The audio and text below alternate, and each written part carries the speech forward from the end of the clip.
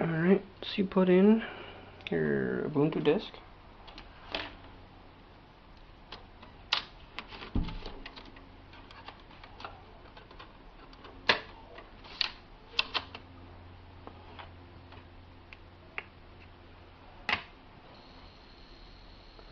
There's different ways to do it.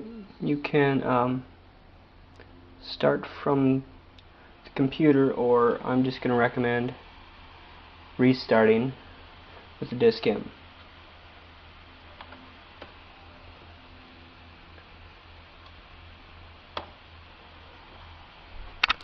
It's restarting. You'll see some screens of Ubuntu installing. This one will take a while. And you'll see a screen something like this as the operating system starts up. The menu bar pops up on top. You get notifications, and if you have a Wi-Fi card, it'll detect that, but it will not work until you plug it in manually. This is what I mean by trying before you install it.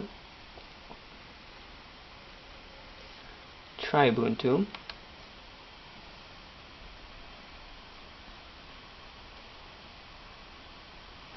And it runs off your disk.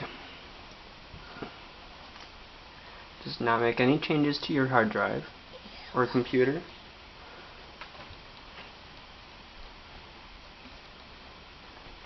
It uses your internal memory for all the things you do until you shut off the computer.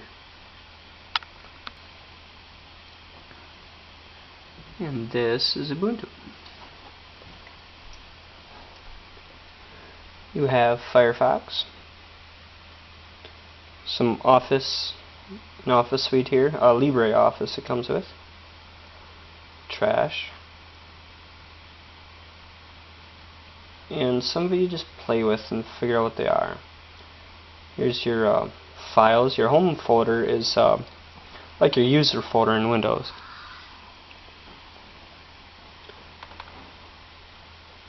Open that up, and it's just like your regular folders in Windows. Desktop, documents, downloads, music, videos, templates, public, and pictures. And instead of the normal window, they just moved it over here. Same thing, X is close. You hover your mouse over it, it might even tell you. This is, the box is full screen.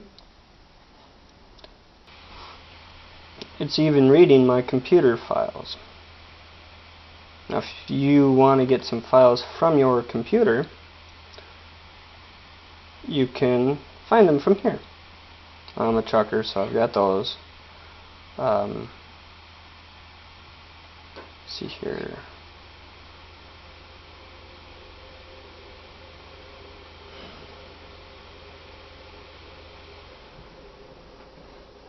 Documents and settings too. There we go. This is my work PC. And if I want to go to documents, some documents. Now this is my hard drive. It will not affect your hard drive. It will not affect your hard drive. You can move files over from there. You can copy paste them, but you won't. These will be read only on your hard drive. You're accessing, but so.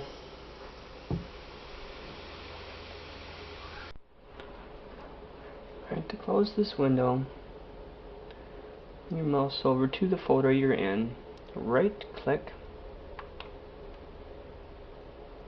quit.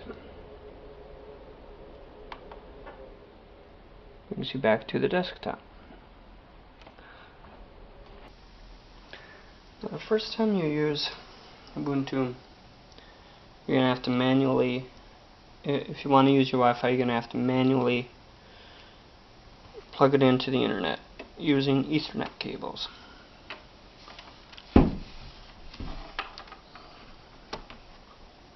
plug the Ethernet cable in. Because it's such a small disk, it works on a CD rather than DVD, and it works on older computers. That's why I chose it. That's why you have to plug it in manually the first time. So plug it into your router or modem if you don't have one. And word connection established automatically. Now you're on the internet. And what it's going to do is check for updates automatically. That's your Wi-Fi connections.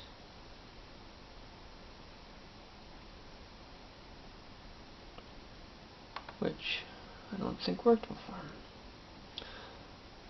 Now, if you want to get on the internet, the first time you open Firefox, it's going to take a little bit to open up, and it's going to ask you a few setup questions. Oh, this time it didn't. Alright, do it this time. Okay.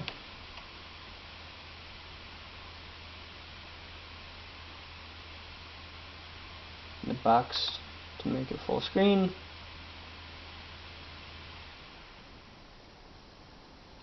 And right click, quit. If you like it, you can install here, or when you start it back up, you can install it from there. To shut it off,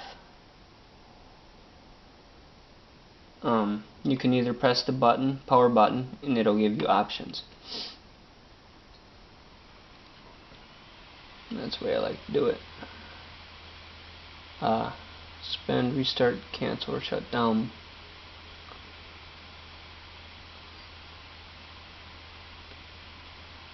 Cancel. There's also an option right up here.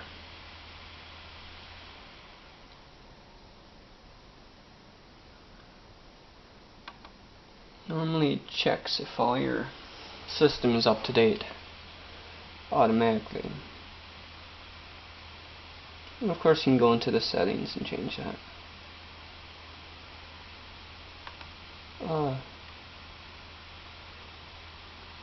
That's how it does it. You can go through and install all your updates. LibreOffice is just like any other Office program. It took over for OpenOffice, which works great. It's compatible with Windows files.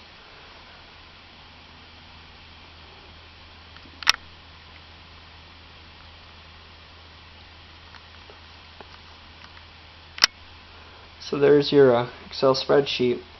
You can either open an existing, create your own. You do a save as. Here's a little trick. When you save a file from these,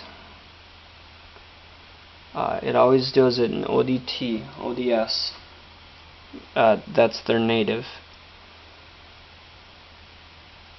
spreadsheet. If you have an older computer that does not have updates on it, if you're on Windows and you have one of these free Office programs, you're going to need to use the .ods.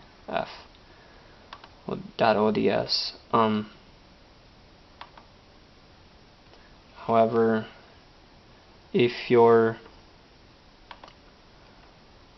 here's Microsoft.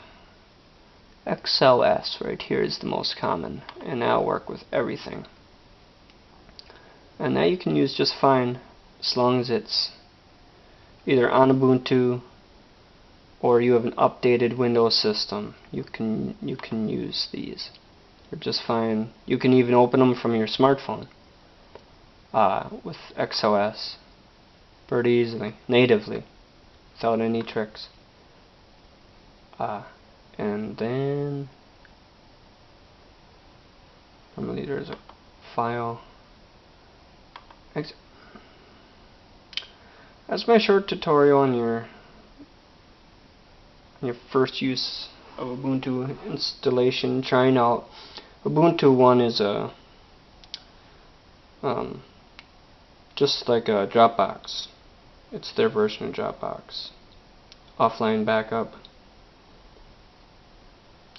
Ubuntu Software Center is where you get new programs.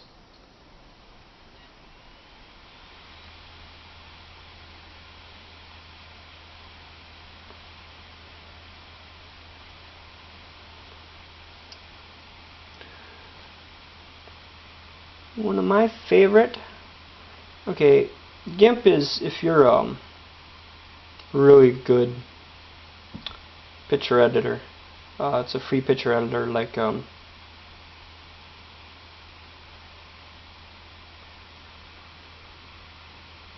was I want to go back. Like Photoshop. And I'm not that advanced. Here's a painting and editing one. I found Inkscape. My kids play with Inkscape a lot. It's not even on front. Inkscape.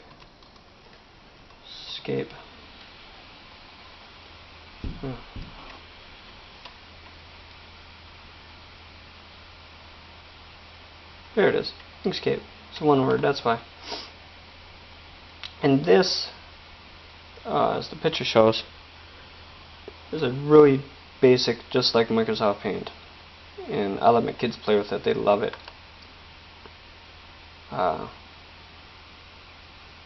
I'm gonna reinstall a spare computer and let the kids play with this one. And so I will be more versed in how to use all this. You can just ask me. And quit. This is my computer. This one's not going to be installed on it. So, okay. Good luck, and I hope it works for you.